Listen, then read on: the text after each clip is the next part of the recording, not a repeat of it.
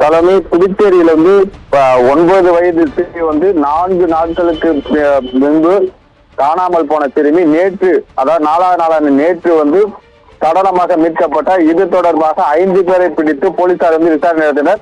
விசாரணையில் பாத்தீங்கன்னா 3 பேருக்கு தொடர்புள்ள 2 பேர் மட்டும் தொடர்புடையவராக அவங்க 2 பேரை கைது பண்ணி மீண்டும் விசாரணை மேற்கொள்ளப்பட்டுள்ளன.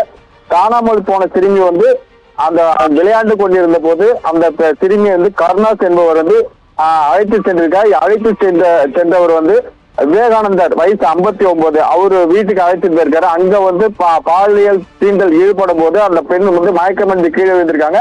கீழே விழுந்ததுல 2 பேருக்கும் வாக்குவாதம் ஏற்பட்டு அந்த பெண்ணை கை கால்களை கட்டி கொலை செய்து அந்த பெண் மறப்பதற்காக நேற்று சாக்கடையில அந்த போர்வை மற்றும் வேஷ்டிகளை கொண்டு அந்த பெண்ணை சுற்றி அந்த காவாயில போட்டிருக்காங்க. இது தொடர்பாக நேற்றும் அவங்க உறவினர்கள் மற்றும் பொதுமக்கள் மறியல் போராட்டத்தில் ஈடுபட்டனர். மறியல் போராட்டத்தில் ஈடுபட்டவர் துணை ராணுவ படை அவர்கள் குவிக்கப்பட்டு அதை சமாதானம் செய்யப்பட்டது. இருந்த போதிலும் முக்கால்பேட்டை காவல் நிலையத்திற்குள் புகுந்து, அதாவது அந்த குற்றவாளிகளை நாங்களே தண்டிக்க வேண்டும் என்று கூறி பொதுமக்கள் முற்றுகையிட்டனர். அப்போது காவல் நிலையத்துக்குள் புகுந்ததால் தடியடி நடத்தி போலீசார் அவங்களை அப்புறப்படுத்தினர். இந்நிலையில் பாத்தீங்கன்னா 2 பேர் மட்டுமே இதுல தொடர்புடையதாக விசாரணை தொடர்கிறது.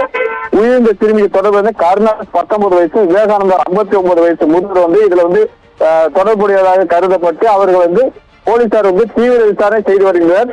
கலமே